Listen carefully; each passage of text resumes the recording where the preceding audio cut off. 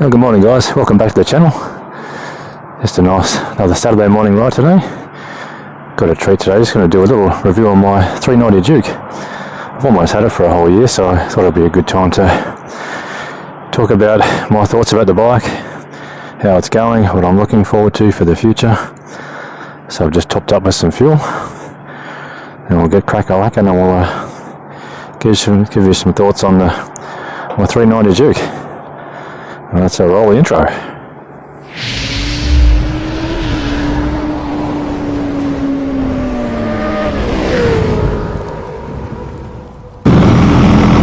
Another beautiful day on the sunny Gold Coast today, so should be a great day for a morning ride.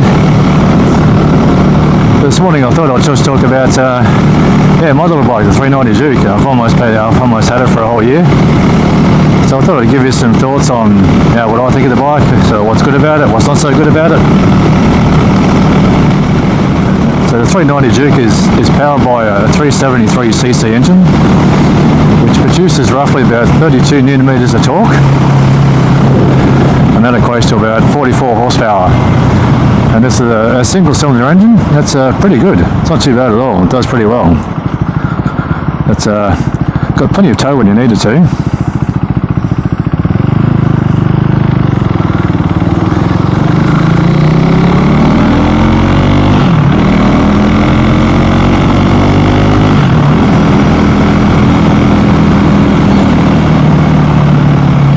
Tyre-wise, it has a 110 tyre on the front, there's a 150 on the rear, and they're Conti road tyres.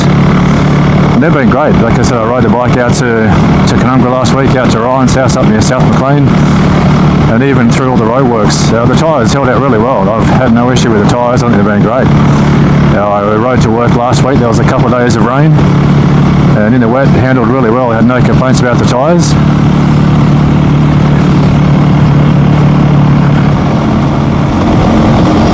Like I said, guys, I think for a first time bike, getting back on a bike after 25 years, I think this has been a great learner bike.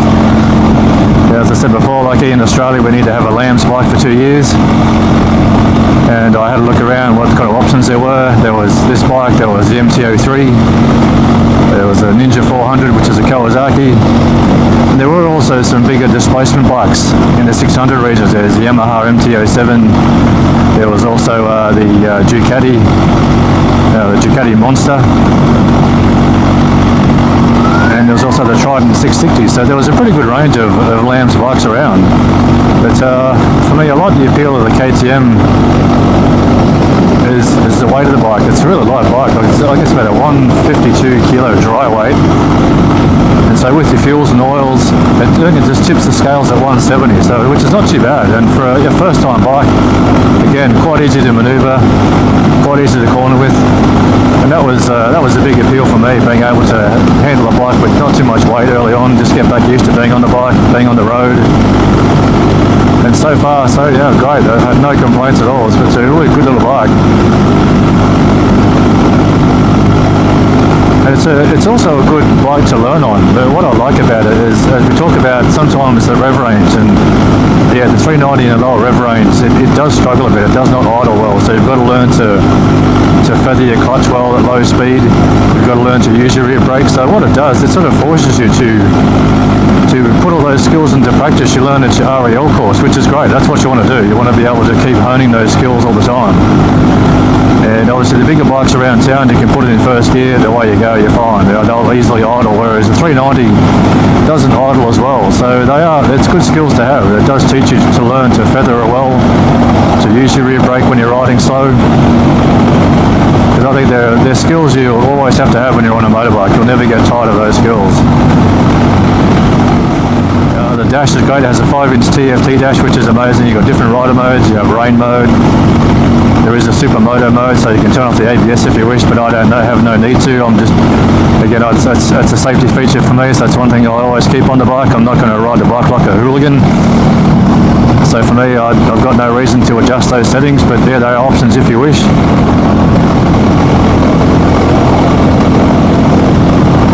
And I said the handling of the bike is really, it's a great little bike to learn on. I've really had a great fun riding this bike. so far with the bike, I really can't find a lot of negatives with the bike. I think it's great. I think, to me, the bike is what you make it. And you can always say, okay, it doesn't have the power of bigger bikes, it doesn't have the power of the Trident or the MT-07, but at the end of the day, like, I'm not riding it just purely for power. For me, it's about, it's a workplace, a commuting bike, and it's a bike I can also have fun on the weekends. I can come out like today and just have a nice morning ride, beautiful outside. There's, again, not a cloud in the sky. It's absolutely lovely. And it's a bike I can still feel comfortable with. I can still, again, practice on the skill set. And I think when it comes time to do my unrestricted test, I'm not too nervous about going on a bigger bike. To me, it's riding a motorbike is all what's between the ears. And it's a person who's in charge of these handlebars and everything else. But no, I think as a learner bike, you really couldn't, to me, go too far wrong with the Duke. I think it's a really good bike. I think I actually did test ride a few months ago the MT-03, and I think the Duke is far better than the MT-03. A lot better, just in all round. Better TFT, better handling, far better bike. I think it's, yeah, absolutely would rate that over the MT-03. I haven't had a chance to ride the Ninja 400, but again, I'm not really a sport bike fan. Like, I know it's all these opinions are also very subjective as well. This is just what I like, and I've always liked the naked bike. I think they look nice. They put me in a nice riding position. They're very upright.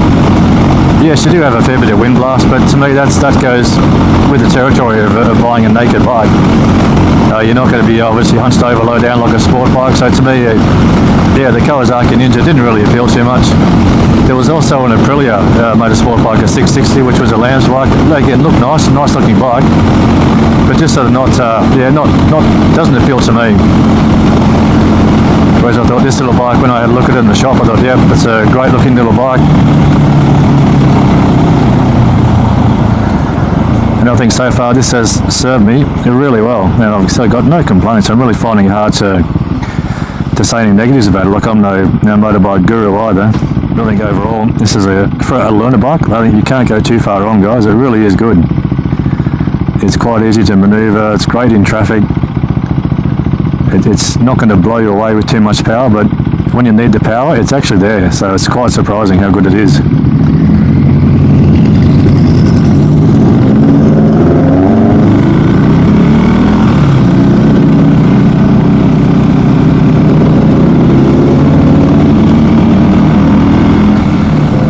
Being your first bike, as you do, like, you like to make a few modifications. So the changes I've done to the bike, I've put on the bar end mirrors. I think the stock mirrors were okay, but I just think the bar end mirrors on a naked bike look so much nicer. I've also just recently changed out my gear levers. You can probably see there the orange levers there for the clutch and the brake. I went to a guy, Julian, a motorcycle guru. He's in the ring. He was amazing. I took them down. He just had them replaced for me, and within 15 minutes, he was brilliant. He was so good. Really knows his stuff as a motorbike mechanic goes. Yeah, can't beat him. He was amazing. So thanks to Julian for doing that. Yeah, I was going to look at doing it myself. People say, oh, you can easily change the bars at home, and so as you do, you watch your YouTube videos, and no, it just didn't seem as straightforward as what I thought. So I thought, I'll just let a professional do it rather than my video. Like, I would like to learn to work on my motorbike a bit more, but then my fear is also, if I take apart the bike, getting the damn thing back together. That's my fear. So I said this time I'll let a professional do it. And like most of us do, like most motorbike riders, we also love the sound of the bike. So the stock exhaust that comes with it's okay. But as you do, I watched some more videos on YouTube and saw how you could just take out the baffle. It was a fairly easy process to do. So I just bought a 40mm hole saw, just drilled it out. It took about 5 minutes. The baffle just falls inside the exhaust.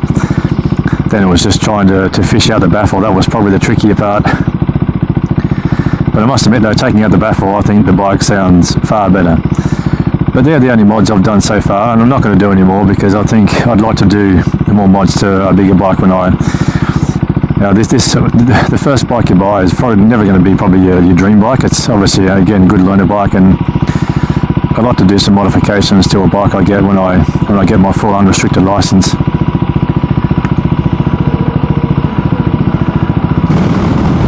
So yeah, the bike I am looking at now, I was toying up with looking at the Trident.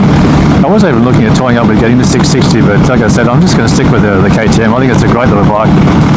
I'd rather save my money, and then when I get my unrestricted license, I was looking at the KTM 890 Duke GP version. It's a nice looking bike. It's got some nice colours for it. I've seen some good reviews on it. Even the 890 straight Duke looks quite good as well. So the GP just has a bit more livery, though, a bit more colours you can choose from. But I mean, the 890R is the top model of the Duke. So I had a look at that for the price jump. Can't really see much difference between that and the GP one. So I thought I'll just go with the GP. Looks quite nice. And by the time, hopefully, if I get my full license, it'll certainly might be even down in price anyway, which would be great. There's a guy in America I watch, he's called Moto Jitsu, and he makes a good point about just keeping your hands nice and quiet. Just make your hands nice and slow, and yeah, he's definitely right.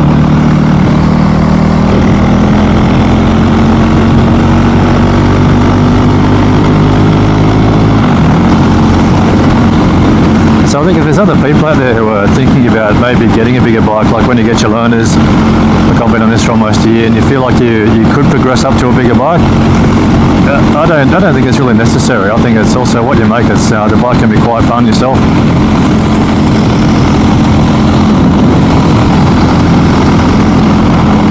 And I think it's the money I'd rather spend on the bike when I do get my full unrestricted license. I'd rather do that rather than, because I no doubt if I get the 660, I was probably looking at the Trident, then after a while at some point I would upgrade the bike. So I said to myself, well, why I would I guess spend more money on that bike and then in another year go up to a bigger bike. I'm just going to enjoy riding the Duke, stick with that, and then when I get my unrestricted, I'll just take the pleasure in buying the bike I'm after, and then again do some nice modifications to it. Certainly I'd like to sort of look at change the exhaust a bit, again put on some nice bar end mirrors again, so do all those things that you want to do, because this will be your bike that you'll keep probably for quite a while. Let's just do a bit of roll on the speed, and so I'll show you what the speed pickup's like.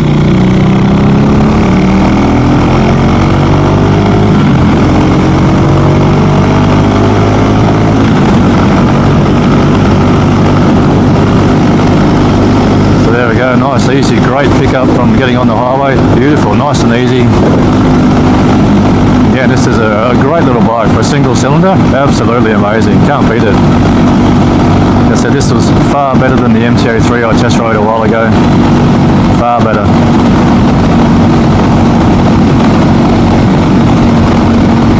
Again, others may disagree, but that's their opinion, that's fine with that. As I say, guys, horses for courses.